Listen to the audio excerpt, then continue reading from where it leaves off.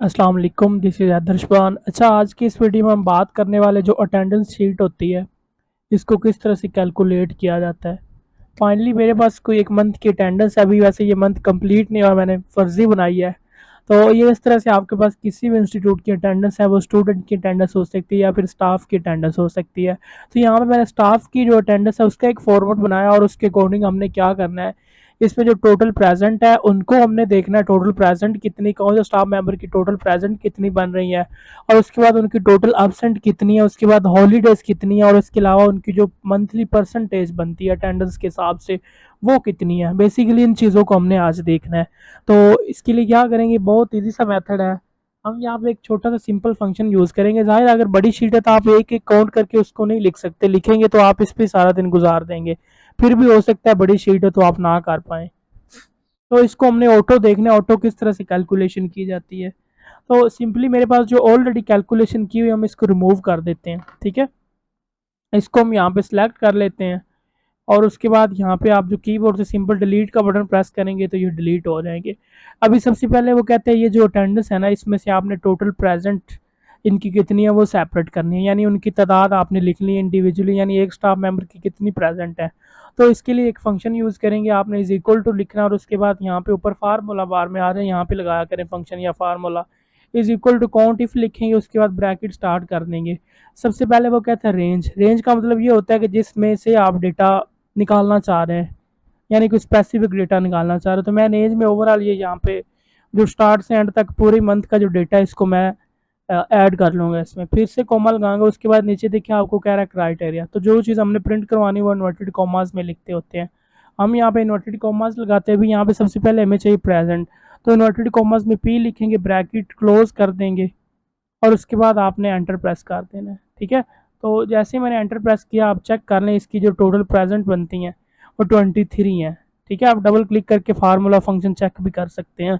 उसके बाद हमने निकालने टोटल एब्सेंट। एब्सेंट निकालने के लिए हम सेम यही फंक्शन यूज़ करेंगे और जहाँ पे हमने लिखा था पी वहाँ पे हम ए लिख देंगे। ए से हम एब्सेंट को शो करवा रहे हैं और पी से प्रेजेंट को शो करवा रहे हैं, ये याद रखिएगा।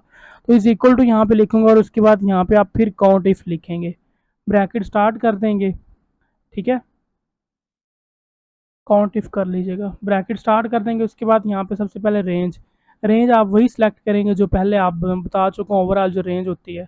एक बंदे कर लें बाकी खुद डिटेल आ जाएगी, तो आप एक ही मेंबर की करिएगा। उसके बाद इन्वर्टेड कॉमास लिखेंगे। अभी हमें क्या चाहिए, एब्सेंट चाहिए, तो हम यहाँ पे ए लिख देंगे और ब्रैकेट इन्वर्टेड कॉमास और ब्रैकेट क्लोज करके एंटर कर देंगे। ठीक है, तो जो इसकी टोटल एब्सेंट बनती हैं वो 4 है। अब हमने कैलकुलेट करनी है हॉलीडेज, यानी कि इसमें छुट्टियाँ कितनी हैं। उसके लिए सिंपल इज इक्वल टू लिखेंगे, उसके बाद यहाँ पे आपने सेम काउंट इफ लिखना है। ठीक है, काउंट इफ लिखेंगे, ब्रैकेट स्टार्ट कर देंगे। सबसे पहले कहता है रेंज। रेंज वही मैं आपको बता चुका हूँ जो ओवरऑल डेटा होता है किसी एक मेंबर का। कर लें, रेंज सेलेक्ट हो गई, इन्वर्टेड कॉमास और कॉमा लगाएंगे, फिर इन्वर्टेड कॉमास और यहाँ पे हम एच लिख देंगे क्योंकि अभी हम हॉलीडेज को कैलकुलेट कर रहे हैं, और ब्रैकेट क्लोज कर देंगे। ठीक है, एच से हम हॉलीडेज को इंडिकेट कर रहे हैं। उसके बाद यहाँ पे आपने इसकी परसेंटेज निकालनी है। परसेंटेज बेसिकली जो इंस्टीट्यूट होता है ना वहाँ पे 26 दिन की निकाली जाती है, क्योंकि जो ऑफिशियली डेज बनते हैं ना वो 26 डेज होते हैं। आप चाहें तो इसको मंथली भी निकाल सकते हैं 30 डेज के हिसाब से, फिर आपको ये हॉलीडेज ऐड करनी पड़ेंगी। आप हॉलीडेज को निकाल के 26 डेज के हिसाब से कर लें इसको। ठीक है, 4 छुट्टियाँ निकाल दें। तो अटेंडेंस आपने किस तरह से निकालनी, जो परसेंटेज मैं आपको पहले भी बता चुका हूँ परसेंटेज हम कैसे निकालते हैं। इसके लिए सिंपल इज इक्वल टू लिखेंगे और जो टोटल चीज़ है इसको आप सेलेक्ट कर लें और डिवाइड कर दें कितने पे हम 30 पे करना चाह रहे हैं या फिर 26 पे। तो मैं 26 यहाँ पे लिख के एंटर कर दूंगा। तो आप चेक करें इसकी जो परसेंटेज है वो 88% है।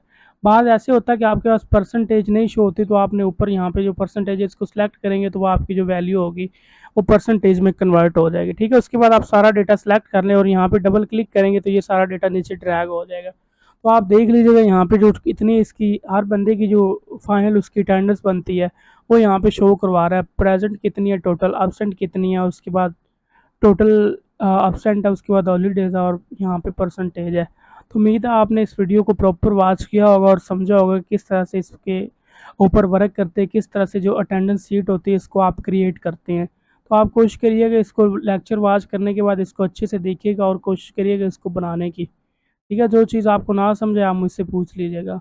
तो मिलते हैं नेक्स्ट वीडियो में। चैनल को लाजमी सब्सक्राइब कीजिएगा अगर आपको वीडियो अच्छी लगी तो।